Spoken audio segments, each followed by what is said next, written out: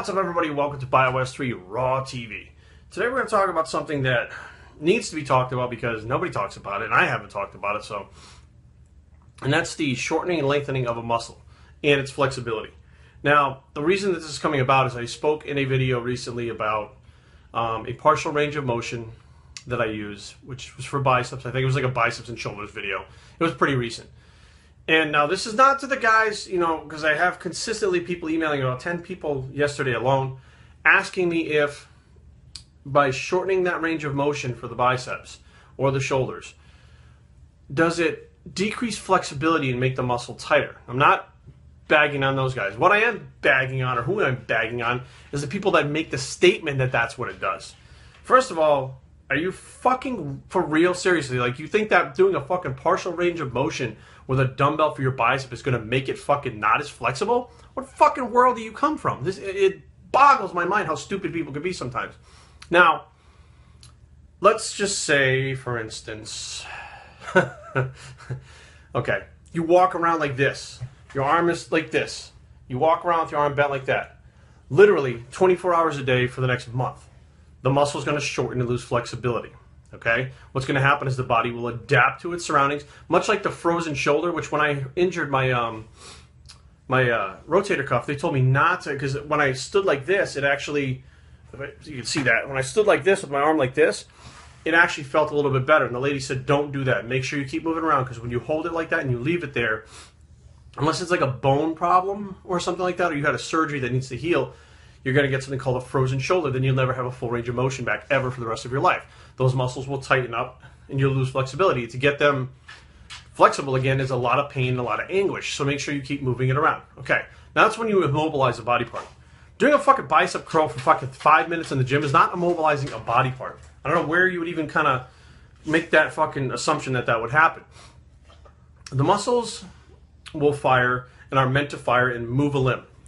The joints, obviously, are where the limbs pivot, but there's also a secondary, there's also a secondary job that the joints do, and that is to relieve stress from the muscle.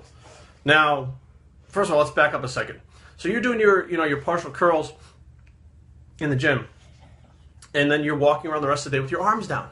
You're using it to reach for stuff. You're doing all these different things. You're being a normal human being except for 5 minutes in the gym. That is not going to change the way that your fucking muscles work. And if you're worried about it, in between sets, stretch a little. Do a little bit of stretching. That'll take care of any kind of inflexibility that's coming with it. Now, going back to the way the joints take the pressure off the muscle, or the tension off the muscle, here's what I want you to do. And this is an experiment everybody can do to prove it to yourself. So you don't have to just say, okay, you know what you're talking about, no fucking studies. You can do it yourself. It's fucking very simple. Get a chin-up bar. Get some straps, because your grip is going to let out before your lats and your arms will.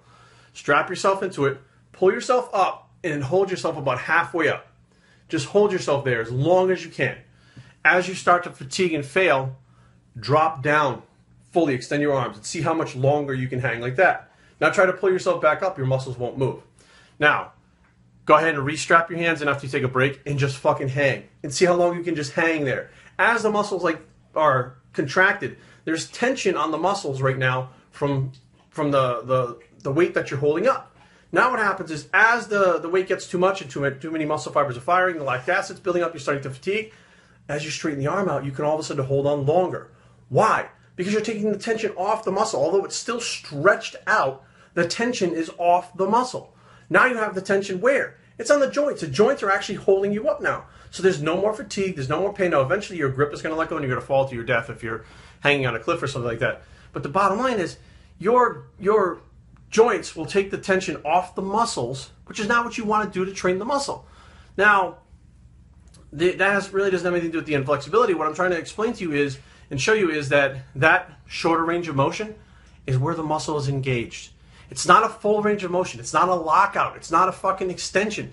It is in that shorter range of motion where the muscle is under tension, which in that period, in that range of motion, is where the best results are seen for muscle building, period. The best results are seen for fat loss, because the metabolic spark that happens when you're training that muscle like that is completely different than when you fucking lock it out. I've seen people locking shit out for years and their body parts never fucking change.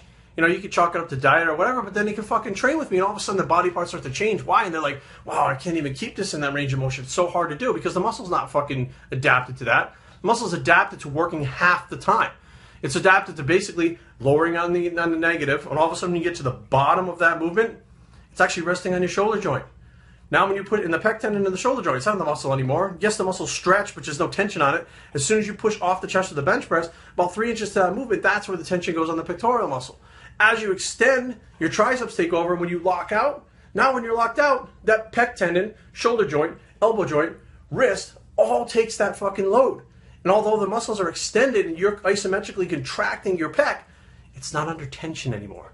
And that's how it works. I hope this is informative and you guys understand now, because I just feel like this information is out there and it's been out there for fucking years and years and years, and it gets lost throughout time. People don't even pay attention to it. Like, people are more concerned with what drugs to take and fucking how many sets to do and how many reps to do and how many times a week to train than they are with how to engage a muscle to get it to grow. It is fucking amazing how little is known out there, or nowadays what I see, about how to actually make a muscle grow. Bios3training@gmail.com. Leave comments down below, but don't fight. www.bios3training.com is a blog, and there's tension on the bicep now. There's not. It's extended. Tension on the bicep now. Extended. You get the point, and we're out.